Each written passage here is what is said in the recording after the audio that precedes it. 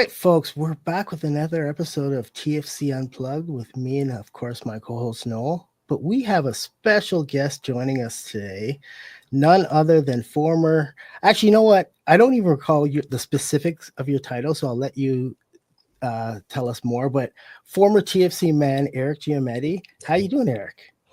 What's going on, guys? It's a pleasure. Yeah, more or less social media manager. That more or less covers it. Lots of wore many different hats, but yeah, social media, digital content, all that fun stuff. It was a fun run up there. It was. You were a fan favorite. Everyone, I think, loved being engaged with you, and you were probably one of the earlier social media managers that was truly engaged with the fans. Like, I don't know about all the other teams, but it seemed like you had a real genuine connection with the fan base. I don't know if you remember that or if that's what you felt, but I'd love to hear anything you have to say about that time. I mean, yeah, of course. I mean, first of all, that means a lot. I appreciate that.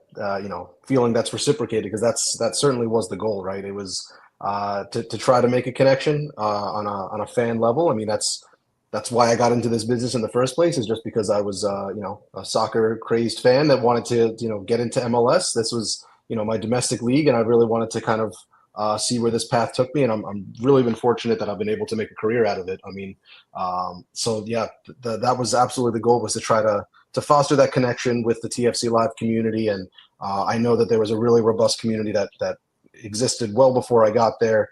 I'm old enough to remember when TFC first came into the league in 2007. And I took the reins from Devang and the likes of Adam Kruger, who were running the channels before I got there.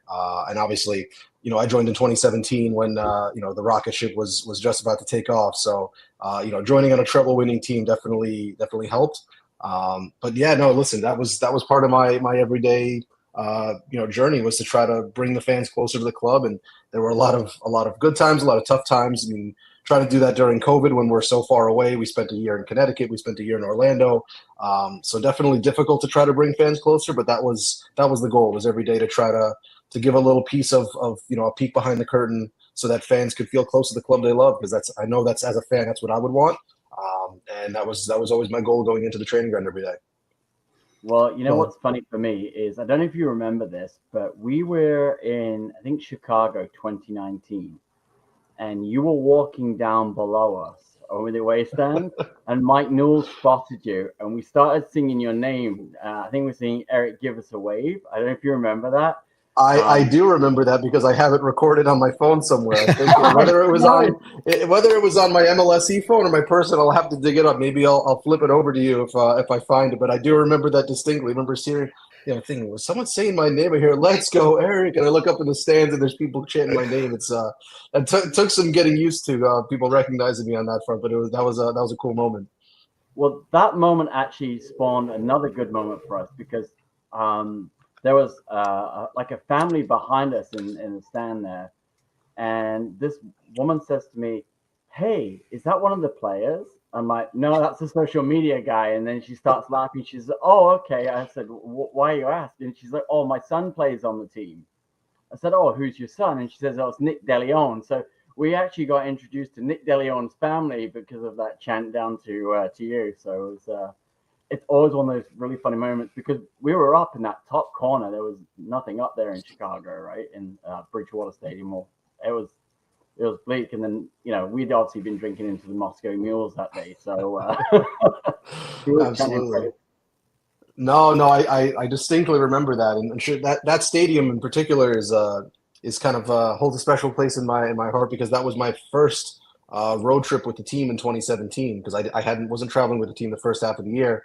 And I don't know how much you remember of that season, but I think it was a 3-1 win, and Seba ended up scoring a last minute goal at the end of that game. And I was pitch side, and he ran right over to me. There was a great visual of the TFC. He runs right over to the visiting fans. And I think there was a Blue Jays game in that weekend as well. So there was a ton of TFC supporters. And that was just like a really cool moment that cemented, like, wow, like this team feels special. This team feels different. And that, I just remember that connection with the fans, and to be on the road and still feel like it was almost like a home game that was a pretty cool moment. So yeah, Chicago's a fun one. Yeah, it's always one of our favorite away trips. I think it's one of those that I've done it a couple of times now. It's just there's something about it, right? It's just Also, as a Packer fan going into Chicago territory, I also rock around in a Packers jersey just on the last day just to annoy the locals. You're a brave man. I am a brave man. Yeah. I've got some pelters the last time.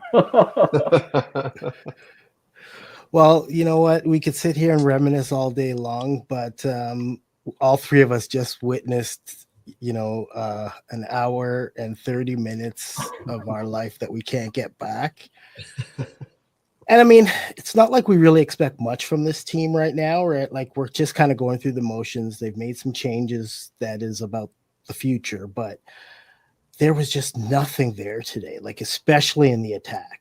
And like Noel and I were texting back and forth, and it was just like it was frustrating because we had opportunities, but we were just like there was just nothing when we did take those opportunities. So like I said, what's your feel right now? I mean, listen, that yeah, you're gonna have games like that, especially as the season's kind of winding down. I think that with all transparency, everyone's already looking to 2026 with the way that this season has unfolded. That being said, I think there's reason to be optimistic about going forward, and I know the fans are probably tired of hearing about that. Of wait till the next season, wait till the next season. Believe me, I've been in the throes of it, and I understand how difficult that can be, but with Bernardeschi and Insigne now leaving the club is now truly unshackled from that financial burden, and I think you can see how quickly and how swiftly Jason Hernandez in the front office moved to start to retool for the coming seasons. I think bringing in Georgi Mihailovic is a great move. I think that's a nice signing to bring in as a centerpiece of your team. A young player that's MLS proven, a creative player. I mean, you need someone kind of pulling the strings in the midfield, and even in a small sample size, I think you can already see flashes of what he'll be able to bring. And then once they start to bring in that number 9, really has been kind of the trickiest position I think for TFC. I mean, really since Josie, there hasn't been a guy that's taken that position and run with it. You've seen bits and pieces from DeAndre Kerr. You've seen kind of moments where you might think he'll take it and run with it, but I think that's the real biggest piece missing right now is someone that can just put the ball in the back of the net, give you 15 goals, without even thinking. But again, with that cap now opened up and a bit of more flexibility, I mean, I think at one point it was either going into the season, in the middle of the season, the TFC had like no GAM to spend. So I mean, think about how much more free they are to go out and build the team in their image.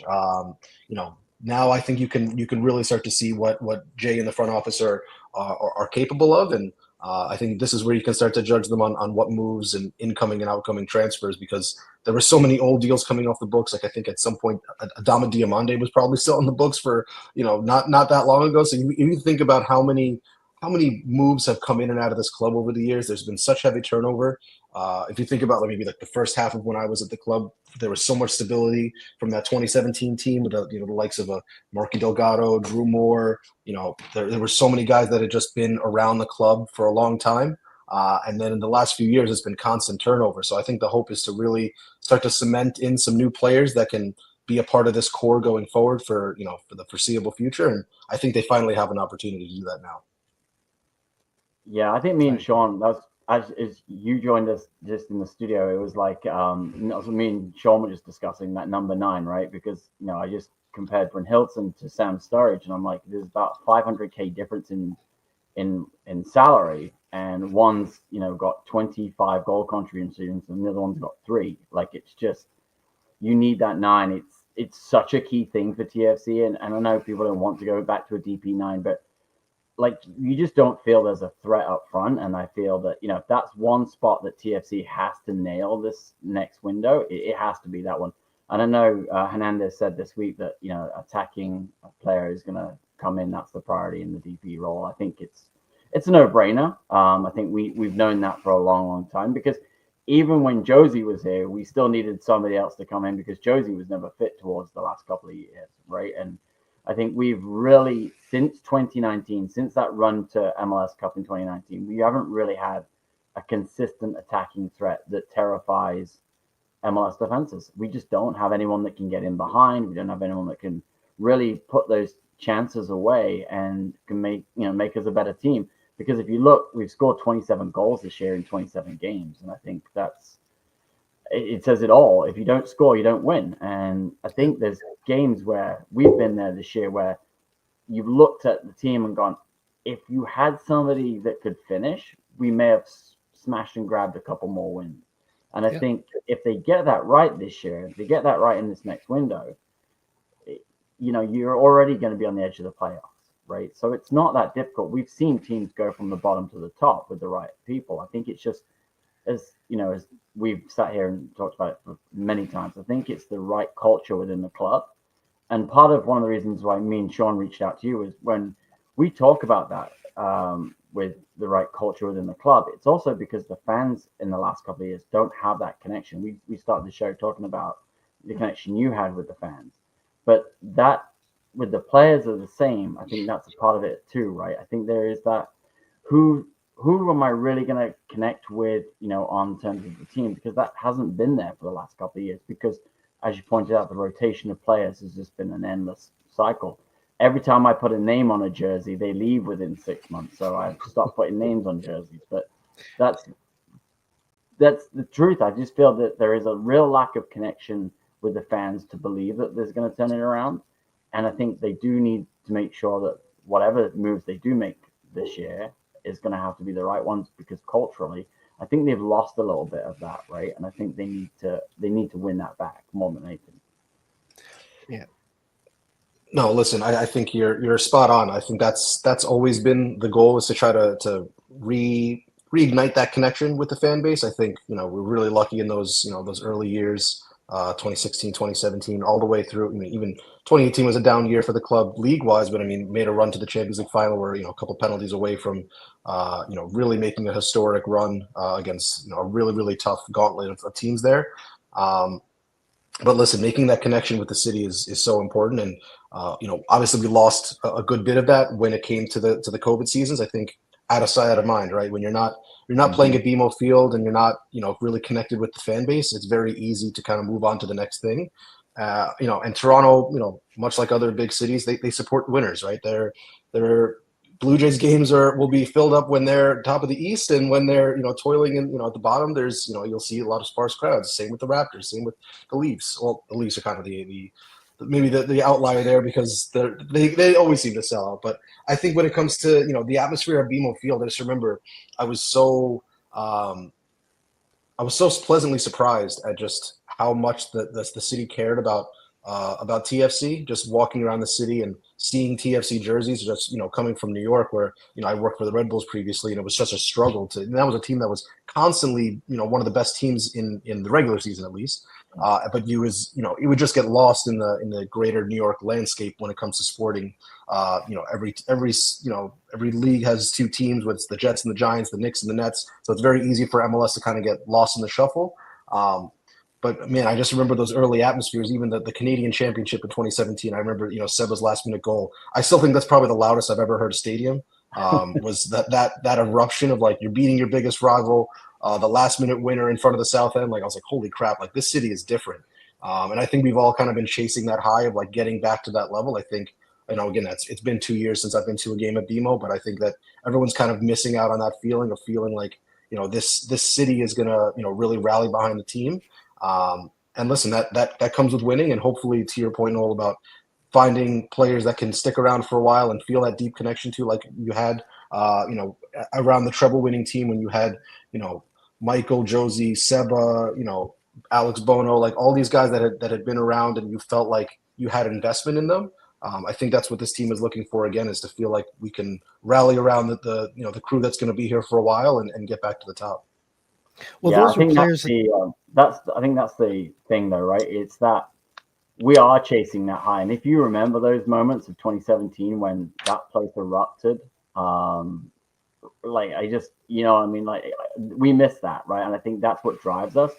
I joke on here all the time, it's the hope that kills you, the Ted Lasso line, because I think it is the hope that kills you sometimes, because we remember that eruption, that that euphoria. Like, it's so good when it's good in BMO, but it hasn't been that way for so long. I think that's kind of where you start to see the fan base kind of question, well, everything, because ultimately, as you say, there is various reasons, but for the last 5 years, we've been miles away from anywhere. And like that game today, if you looked at Atlanta United, they look like TFC. They're miles off it, right? They're just trying to recapture the glory years, and it just looks like they're both built wrong, right? Today was a good example of that, right? Like it's just you look to that crowd today. They're the emptiest I've seen an Atlanta game right in a while, and you kind of look and go, well, okay, it's not just us, but at the end of the day,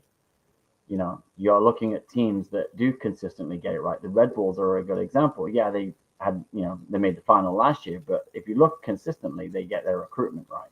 They're always thereabouts. There's a lot of teams in MLS that do it well. Philly's another team. Philly, yeah, look at them, right? And I was saying this the other day, that 2019 season when we started off so great, we were at Philly that year, right? And Philly didn't look good in 2019, and then the following year, Philly were just on fire and have been since that 2020 season, since the COVID season. So it is interesting to see. I just, today's game was just not pretty, and I just feel that the lack of quality is really evident sometimes with TFC. And the lack of pace today. A lack of pace, yeah, right. There's a time when I think when Theo broke down the wing today and then looked up, there's no one there. Mihailovic again, does great to get past, gets a breakaway, and then looks up and there's no one in the box, right? And I think that's the struggles you have. But this week has obviously been more about the GAM. So for those of you that don't know, Eric's the one that created that famous tweet that every time we do a GAM trade, somebody retweets it. I don't know how many times you've seen that on Twitter, but like it's like there. I was gonna add it as our thumbnail today. This is the guy. Just so everyone's I've seen it a lot more in the last couple of weeks, as I feel like I'm seeing like every other day the TFCs is trading international roster spot or this, that, and the other for more GAM. So I keep seeing Ali holding up the bag, and now I've seen a couple of photoshops with Jason's face on it. So it's pretty funny to see that this dumb idea I had in Orlando. I think I was in the meal room one day just working with the designer. Like, it'd be funny. Like, I think we have a photo of Ali holding up a jersey. Like, let's rework that with the big money bag. And working. It's like, what do you mean? Like, you just put an MLS logo on a money bag? Like, what's GAM? Like, don't worry about it. I think this is going to resonate. And surely enough, it's pretty funny how that seems to it's outlasted me. The legacy of that meme is pretty funny. That is your legacy, honestly. That every time there's a trade with GAM, I always wait for it. I'm like, someone's gonna tag Eric, and it's gonna be in it. And sure enough, I think Will Dunn was the last person that did it. He's like tagged you. He's like, "Yep, time to bust out the old the GAM special." So I love that. It's pretty funny. It's Hernandez, awesome, that's a great legacy to have. Honestly, that it's a meme that just keeps on giving, right? And to be fair, we did like a GAM deal every day for like 6 days. I think I was joking because I called the one with the Matty Longstaff one. I said, "Oh, they sold him today. Tomorrow they're going to sell his international roster spot to somebody else, the GAM." And sure enough, like 6 hours after I tweeted it, it was there. So they've, we haven't always praised Jason Hernandez, but the last week and a half, I think he's done some smart moves to kind of put them in a better position. And we have a little bit more hope, I think, today than we did maybe 2-3 weeks ago. I think that's fair to say, right, Sean? Well, I think the moment they got rid of the, Insigne and Bernadeschi, that was the moment when the fans finally started to be like, okay, wait a second. Do they actually have a plan? And then one bit, slowly things started to unravel during the window that actually shows, they do have a plan, right? They got rid of players that, even though I liked him personally, Spicer, he was apparently demanding, a big raise that, if you're asking for that much and you're not really producing the kind of numbers that would deserve it, sorry, bro.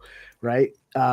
But fair, in his defense, you just watched Insigne getting 15 million for jogging about a bit, right? So, 500K for jogging about a bit seems like a bargain. Well, you know what? And maybe, he got hyped up on the toxic environment that is rumored to have been going on in that locker room. So maybe that was part of another reason why, no, we're not going to re-sign you at that kind of wage. And they quickly sold him for GAM, right? So, you know what? There's nothing wrong with that. And I like the direction. Like Noel and I have been very critical of Hernandez and the club over the past few years, right? And we were all well aware of how hamstrung they were financially. So to see him maneuver the way he did, you have to give him credit. Oh, It's we been also incredibly can be wrong. difficult, right? To navigate against what really he inherited. I think he's been had to walk a tightrope, and I think transparently with Insigne and Bernardeschi's contracts, those are two heavy dumbbells to weigh you down and to kind of prevent you from moving the way you want to in the transfer market. But I think even culturally, you talk about the Spicer move. I think that's kind of sending a message as well, right? Like that whether it's no one's bigger than the club or kind of earn your keep around here before you can make those demands. Like, listen, from what I heard in that story, I think it was Neil Davidson that wrote up, it was a pretty easy move for Hernandez to say that, listen, if you're going to come making these demands and you've made X amount of appearances and we can't move in that way, then we'll flip you. You come in to demand more money or move me, then we're not going to be pushed around. So I have to respect that in terms of putting the club first. And I think he's a talented player, promising player, but really establishing that ethos again. We talked about those teams in the Eastern Conference that have really been able to stand the test of time and have that longevity, whether it's the Red Bulls or Philly or Atlanta before this most recent downturn. I think they had a really defined identity and ethos, and they get their DPs right. I think that's the key here for TFC to turn it around, right? Is to rebuild that culture of what it means to play for the badge and what it means to represent Toronto. And then in a league where you can only spend big on three players, you have to get them right. You have to make sure that those are guys that are going to make an impact immediately and really put the ball in the back of the net when it comes to a DP number 9 or a creator number 10, someone that's going to make things happen in the midfield and win you games. That's at the end of the day. I know different teams have different philosophies, but again, in MLS more so than anywhere else in world football, you have to get those signings right. So I think that's where you can start to judge this front offices as these bigger moves start to come in and you start to see what this retool looks like ahead of 2026 is where they're going to spend the lion's share of this money that they've now got off the books with the Italians out of here. Yeah. And I'm sure a few bodies will be going as well this summer, which will make more, space on the roster. So, we're far from where, a finished product, but I do like, we've rebuilt our midfield. It's about now, tweaking our defense, because a couple of our young defenders are injured right now. And I think they have a lot of upside. So once they're healthy going into next season, it could be a much different, team that we're looking at. Well, it should be a much different team that we're looking at. No, absolutely. I mean, I think there's room for even more players to come in and out over the course of the the next season. But again, the hope is that comes with some stability. Is that going into 2026, you start to see a real clear model of what this team is all about, and there's certainly their work cut out for them in terms of again getting those big name players right. But at least there's the opportunity to go out and do that now. Definitely. No, anything else you take out of today's game that we can maybe touch on? Not really. There was not a lot. Honestly, I was sat on the couch. I've been trying to redo my office, and this week, so I've been like, I was supposed to be at a golf tournament on the other side of the country, but due to the Air Canada airstrike, I ended up being here. So I wasn't planning on being here. So it was an interesting thing. So I was sat down for the first time, and it bored me to death because I don't know if it's that pitch that was hypnotizing me, but man, that was one ugly looking pitch. I always make fun of Vancouver's carpet, but the Atlanta carpet looked awful. That was bad. That was really bad. Was that intentional? Was it they went the one way with to try and make it look like it was a proper pitch with the? Is that what they were trying to achieve? They must have had the first 6 minutes of the game trying to adjust my TV settings to make. I'm like, is that my settings? Like, it looked so bad. Like, I'll be honest. My tweet was like, "What the f is that?" Because I don't know. It looked awful. Like, it looked awful. It looked like the kind of pitch that they had some kind of event on it for the past week, and they just removed whatever was on the surface because it just looked. Like, I do know the effect that they were trying to go for, but it just looked disgusting visually, right? Like, they had a close-up, so when they showed close-up, the pitch actually didn't look that bad when you saw it up close, but from a camera perspective, they got it wrong. But I mean, that's turf. And I'm kind of tired of these turf pitches. Like, if Toronto can have a grass field, there's nowhere, I'm sorry. And Minnesota, if Toronto and Minnesota can have grass, there's nowhere else in both Canada and the USA shouldn't have a grass pitch. I'm sorry. Like, there's no excuses. When you play on Madrid Stadium, when the grass can go down underneath and they can water it and put sunlight on it. I don't know if you've seen that, but it's that video is wild. Well, Arthur Blank has that kind of money. Why doesn't he invest in that kind of setup? Right? Like, like I get the stadium, but I'm also not a fan of football soccer being played in NFL stadiums, right? Or I'm always very torn on that because I think back to 2019 Eastern Conference Final, and like when that place was packed, for the final when Q makes that big save and we go on to MLS Cup, like that was an incredible environment when you have whatever was it 75,000 people in a stadium to for something like that. But it's an NFL stadium, right? It's not made for soccer. You're playing on a plastic pitch. I'd still much prefer to see the game played in a soccer specific stadium. So I get from a revenue standpoint, it makes all the sense in the world to try to get as many people in there. But then you have the other side where you look at Atlanta today, or you look at New England over the past few years where they're playing in Gillette and it's cavernous, right? Even if they get 10, 15,000, it's a drop in the bucket when it's a 60, 70, 80,000 seat stadium. So I would love to get to a place where every team does have their own stadium. I know that's maybe not in the cards for the next few years, but I think that's it's something that Don Garber's talked about when it comes to new teams coming into the league is having their own setup. I think New York City FC getting their own stadium is going to be great. Getting out of a baseball stadium, whether it's Yankee Stadium or Citi Field. That is the worst. That is the worst pitch in all of soccer. Even though it's grass, it's an embarrassment. It's tough on broadcast. It's tough when you're in the stands. It's tough when we were in the press box or field level. It's just, and listen, we had, again, you go back to that 2019 run, winning a last minute penalty at Citi Field. Listen, I'm a Mets fan. That was a personal awesome moment. But I mean, listen, I want to see soccer played on a soccer pitch. I want to see it, the biggest moments played at a proper pitch. So again, I think as more and more teams get towards that, it's only going to be better for the league. Yeah, the NYCFC one's an interesting one, right? Because that's a really interesting design, right? Like, I don't know if you've seen it, right? It looks pretty cool. Whereabouts is it located? I didn't actually figure that out. Is it in Jersey? No, it's in New York. No, it's in Queens. It's in Queens. Is in Queens? So not too far from where Citi Field is. Oh, okay. Interesting. It looks like a cube. That's all. Yeah. That's all aren't they calling it the Cube? Maybe I haven't seen that. I thought something. I could be wrong, so don't quote me on that. But I do have a question for you regarding where the league's going. So the biggest rumor, or I don't think it's been official yet, but they're talking about going to the European schedule or European calendar for after the World Cup. What's your take on that, especially for a place like Toronto, a place like New York, or any of the colder climates? Like, yes, our field can adjust due to the heated setup, but do you really think it'll work?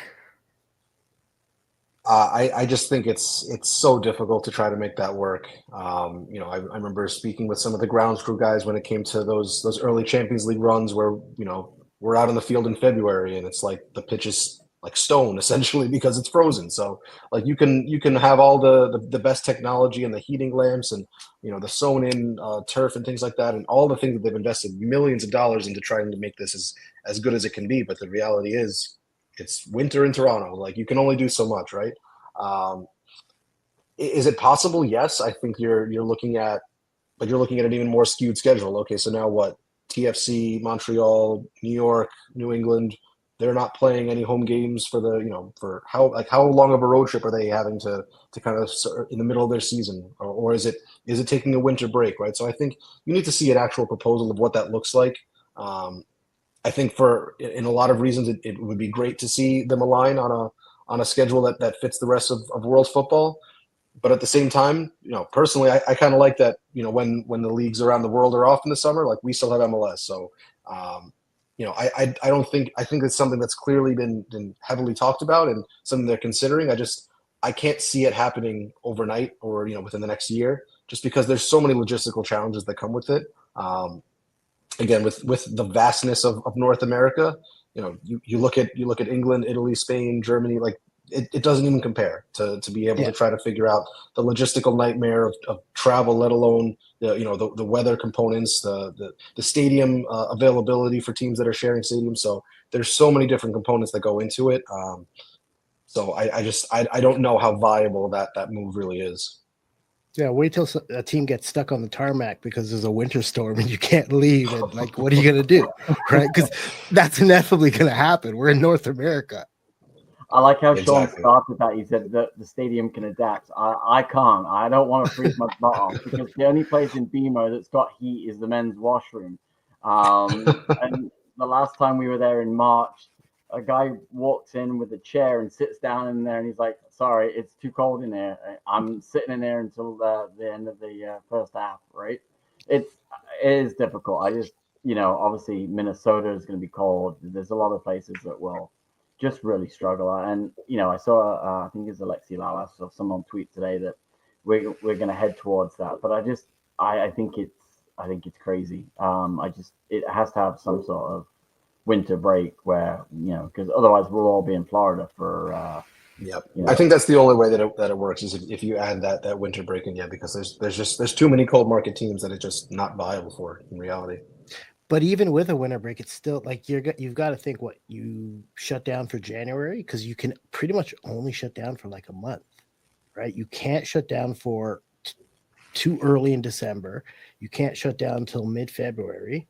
So it's literally they're only like I don't disagree with you. I just think this is like it doesn't work for our markets, right? Like The only thing I would say I would like to see it happen only because of I really don't like the break that we would have at the end of the playoffs where you have that international break. So you're ramping up. You have the conference semis, conference finals, and then international break. And you're sitting around. I remember that in 2017, it was like between the Columbus series and playing Seattle, it felt like a month before, you're playing the biggest game of your season.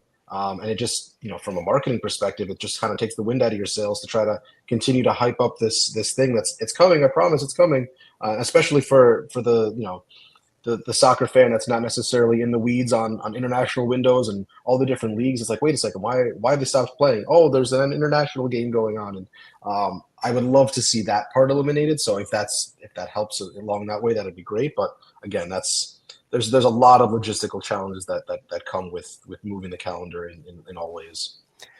I don't know what I would do at my summers. Like, Noel and I, like, we have the Premier League season and then we have our MLS season. And now all of a sudden, if you kind of mix them together, it's like, what are we going to do in the summer? It's almost too much. Well, I've too much than nothing. And you know what I mean? It's kind of hard to balance that out. But like, I don't know, like I do generally think that there's too many international games. That's one. I am generally so over the international friendlies. It's not in the Nations League and all that kind of stuff. It generally drives me bonkers anyway.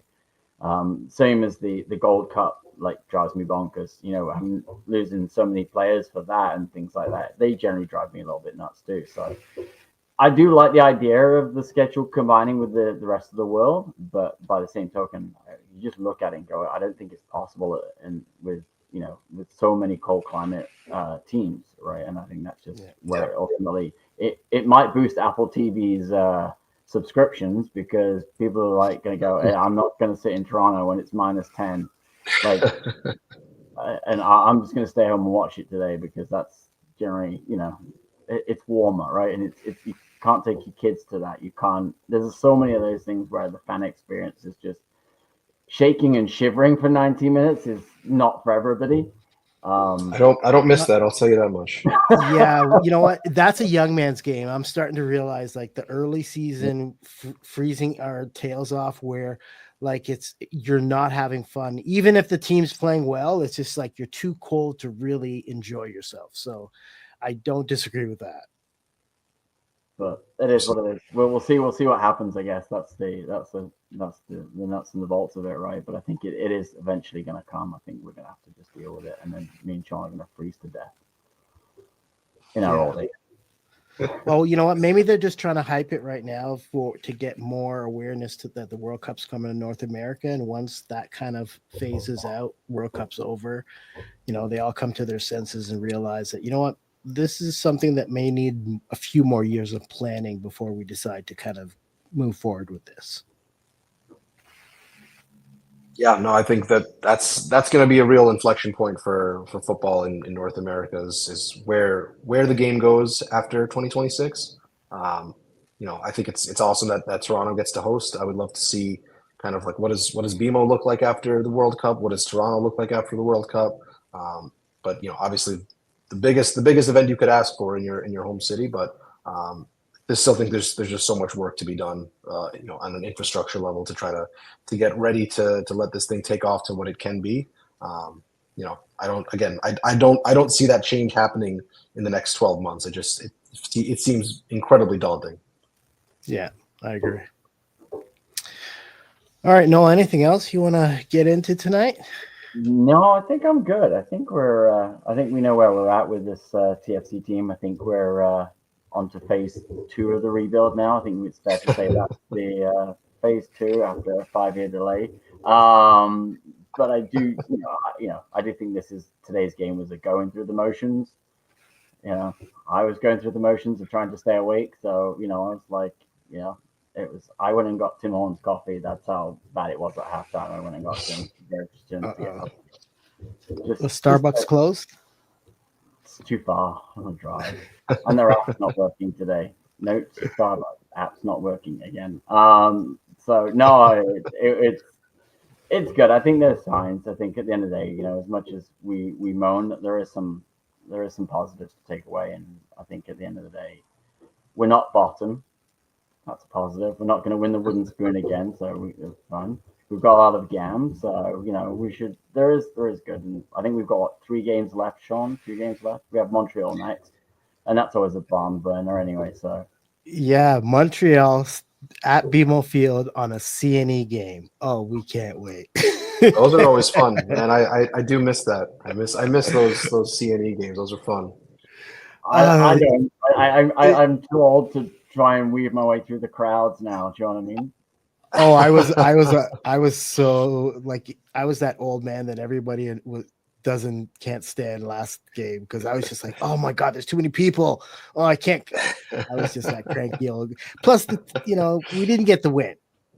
So I was a little extra cranky. But that's actually one of my biggest regrets is all those years. All those CNE games. I never actually been in the CNE other than to walk through it to get to BMO. So I never got to experience the CNE for all it was. So I missed out. Yeah, I've done it a few times where I used to go early, go walk around for a bit, then rather than hang out after. But yeah, you know what? It's just the way it seemed. Everything just seems so much more congested than it usually is because of the construction that's going on for the World Cup. So it definitely, you felt more cramped than usually. You don't have as much space as we're used to. It was tightly packed in there. Coming out of there at the end of the game, it was really on top of you because they literally pushed everybody into almost right around BMO. It was so hard to maneuver. But hey, Sean, you got a free granola bar on the way out the door. Yeah, you got a free granola bar. That was melting chocolate chip because it was 1,000 degrees in Toronto. Oh, you should see some of the giveaways we've gotten this year, Eric. It's just been hilarious. It's been like the rice-a-roni minute rice. Oh my gosh, what are they doing? I got to talk to our friends in partnerships over there. Jalapeno crackers this year. We got those, and some granola bars. Like, yeah, I missed the days when we got toques and balls and shirts and bobbleheads. Hey, yeah. No comment. Although, I can't speak to any of that now. Funny enough, we were complaining a lot earlier in the season when there was no giveaways, and then all of a sudden in the past, few months, they've ramped that up. So I'll give them that. They've at least been paying attention to the fans of like, look, you want us to spend money here? Give us something. Yeah. Hey, we did get Red Bull, Sean. Come on, we did get Red Bull. We did get a couple of those bad boys. Remember that? But was that inside or outside the stadium? That was coming out. Those were coming out. I think that they And should be getting there's a hot dog night coming up. I keep on I've been talking to some of my friends still at the club, so there's a That's hot dog hat Montreal night or game. something. We're So getting $3 hot that's dogs and a huge. free hat. So there you go. There you Give me go. a plug for TFC. There you go. So, Yeah. I wonder if we're going to There's keep my plug. I want to know if we're going to keep tally and like putting it on the board. You know, like they do at the Jays, where they just go, "We've sold this many hot dogs." I'm like, Oh my gosh. Well, you know what? I can say this. There is definitely an uptick in demand for TFC tickets now, because earlier in the season, if you couldn't give away a ticket. Now you actually have people like, yo, does anyone have an extra ticket? I need there's so it's funny. As soon as they got rid of those two players, the vibe in the city changed. People actually be like, okay, I think I want to go to a TFC game again. Right? It's like that monkey was lifted off of not just the team, but the city as a whole. So, you know what? We have to take that as a positive, that the team is in the right direction. And you know what? 2026 should be a better year. Absolutely. I mean, that's what I want to see as now just a fan. I was just in Toronto last week. I wasn't able to get out to a game, but I want to see that kind of buzz back in the city about TFC and fans excited to get down to BMO, because it really is. For me, it was a different city when TFC is flying and running on all cylinders, and the city really feels alive. So I would love to see it get back there and see this club really hit the heights that I think we all know it can be at.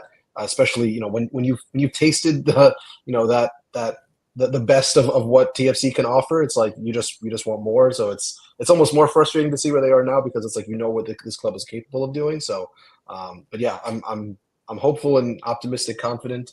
I still have a lot of friends at the club, so I'm always rooting for them and always want to see the club do well. Thanks, man. We appreciate you hopping on today. Yeah, because it's always a pleasure. It's always an honor for you to join us. So thank you so much. Because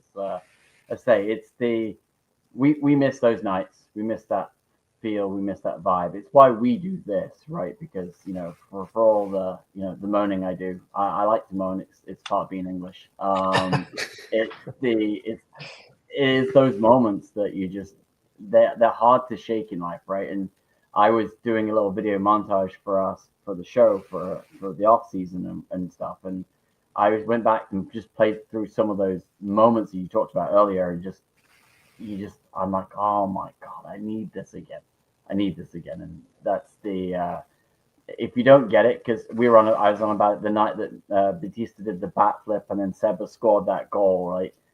I've never seen Toronto that alive ever. Crazy. It's just those moments, right? We live for those moments of just insane chaos, right? So that was my first ever time at BMO Field. Actually, I was a beat reporter at MLSsoccer.com. Yeah, so that was my first time at BMO Field was Steva coming off the bench to score that goal, because I was covering the Red Bulls at the time. To beat the Red Bulls, clinch the playoffs. I also remember the crowd started going nuts for some reason in the middle of the game. Like, what happened? And I realized it was the Bautista bat flip that everyone's reacting to, and then that moment happened a little bit later. But yeah, just insane. And I think that kind of helped draw me to Toronto and be like, man, if one day I could work here and be a part of this. That's insane. Yeah. That is absolutely insane. Oh yeah, it really is. Well, it was a time where Toronto sports was just on a high, right? You had the Jays, you had us, and then a couple of years later, you had the Raptors. Like, it was just like we were just building something that, like, we put Toronto sports on a map where people are like, yo, they're doing big things up there. And then it all came crashing down. And like, I mean, I don't know if you realize how bad, like, there's no, like, the media doesn't cover TFC anymore. We have basically John Molinaro and Neil Davidson and James Grossi. That's it. Those are my guys. No, I've spent many a day in the press conference room with those guys. Yeah, they're still there. It comes with the territory. I think when I first started, there was consistent coverage with the Sun, and then that kind of dropped off. And I think little by little, whether it was Kurt Larson, Laura Armstrong, you had the big newspaper coverage and things like that. And I think now it's really been relegated to just some of the blogs and things like that, which is a shame to see. But again, hopefully as the club starts to come back, there's more public demand for more coverage. I think the work that John does in particular of starting up his own his own blog to cover the team and make a living out of it. I know he's been traveling a bit more, so I would love to see more of that and more demand for coverage. But again, I think as the club starts to get its foothold of relevancy back in the market, maybe we'll see more and more of that. But yeah, no, spent a lot of time with those guys, so I got a lot of fondness for my friends in the TFC media.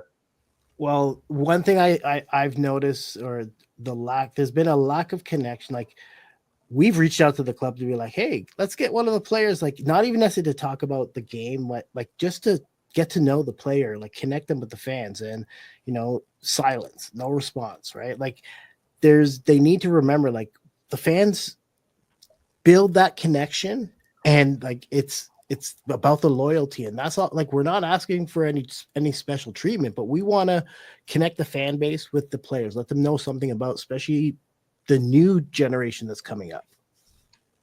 No, for sure. And listen, it's not always easy. There's a lot of, I can tell you from just being inside the club, there's a lot of different competing priorities and things like that. But I think, again, that was always one of my goals, was to try to strengthen that tie between the community and the club. And, whether that was just, bantering with some fans or kind of giving tidbits from training and things like that. I think all of that stuff just helps you feel a part of the club, because that's at the end of the day, I think what every fan wants is to feel close to their local club. And it's one thing to support Manchester United or Liverpool or Real Madrid when it's oceans away, but you want to feel connected to the club that's in your own backyard and kind of give you a reason to get out to BMO and support. So, again, that was always our goal as a content team, was to try to show you those moments, that peek behind the curtain, that humanizes these players, that makes you care about them and want to support. So, that's always been the goal. And I miss being able to do that, but I think there's better days to come for the club for sure.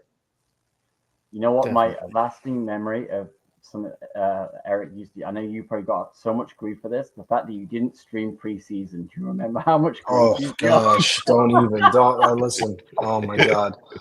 I think people just wanted me to just like sit there with my phone like this and just record. It's that there's so much behind the scenes that people aren't aware of, and it's like, there's changing of money and rights holders and equipment that goes, like, there's so much that goes into it. And believe me, I did what I could to kind of ask the question internally. But at the end of the day, if it comes down to dollars and cents and we can't do it, then we can't do it. But oh man, I don't miss getting, that was you take the positive and negative of being kind of front facing in my job, because listen, there are people that do this job and they're just they're anonymous, they do their job, they log off, and that's that. And there are definitely some days that I'm like, why am I doing this? Why do I bother kind of engaging? Because anytime, if it was a result, if it was a graphic we put out, a meme, or preseason, stuff like that, I would just be getting blown up. And it's like, man, what am I supposed to do here? But I mean, it's all in good fun. I think it goes to show that fans care, right? They want to get as much as possible. They want to see as much as possible. So, I always, again, tried to do what I could. A lot of that stuff is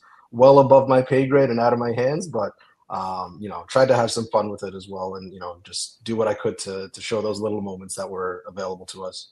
It's funny because I mentioned to somebody that you were going to hop on the show, and they're like, "Is that the guy that didn't stream the preseason? That was the best." Oh my God, that's what I'm known for now, huh? Unbelievable. Not on the GAM. At least you won on the GAM. Oh my gosh, crazy. Well, you know what?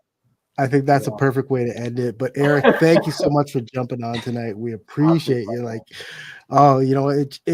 looking back, it's like I said, we had some good times to reminisce on. It was really a good run when you were there. So, for you, your memories of Toronto will always be, winning, or at least at the moment, a winning team. No, again, I'm very lucky. Thank you guys for having me. I'm very lucky to have been able to be a shepherd of TFC Social for the little while that it was in my hands. And it was again, I have very, very fond memories. Still have a lot of friends at the club, still rooting for the club. And Toronto is always a second home for me. Like I said, I was just back last week to kind of see some old friends. I hope to try to get back as often as I can. And I'm just looking forward to seeing this club back at the top, because I know that you guys, the fans, all deserve it. So, hoping for bigger and better in 2026 and beyond. Awesome. Thanks, man. Really appreciate it. Yeah. Awesome. Thanks, guys. Right. No problem. Have a good one, Eric. All right, Noel. Well, that's it for us. Yep. I guess we'll be back soon. Yeah. Well, sometime next weekend. We're both. You're gonna be at the game, right? Yes, I'll be in Montreal. Yeah. So you know what? We will recap that probably sometime Sunday. Win, lose, or draw. Let's hope. You know what? I know the fans will be up for it. Let's hope the team's up for it. It is Montreal, right? And that's always I one have that you. this really horrible feeling that the Longstaff trade is going to come back to the fight. I'm just going to put it out there just so it doesn't happen. You know what? I don't. I'm gonna say won't because they you know what, we've split the two games we've already played. They beat us in the Canadian Championship. We smacked them when we went down there. Let's all settle it on Sunday or Saturday. I think this might be a classic. I think we need a classic. I think we need a real good old fashioned TFC Montreal barn burner. I'm all for it. Bring it up. Richie in somebody's face. Like, let's get going. I'd like goals galore and a punch up. That's all. You know, couldn't ask for anything better. Exactly. Let's call it a day. But yeah, it's it'll be a good game. We'll do a little bit of a preview next week. All right, folks. Well, that's it for us tonight. And as usual, you know, this is a new channel, so make sure you subscribe. And of course, leave us some feedback. Tell us how Eric was. Definitely want to interact with you guys. And of course, big like, big thumbs up. I'm Sean. That's Noel. That's it for TFC Unplugged. Thanks for joining us, guys. Thanks for watching.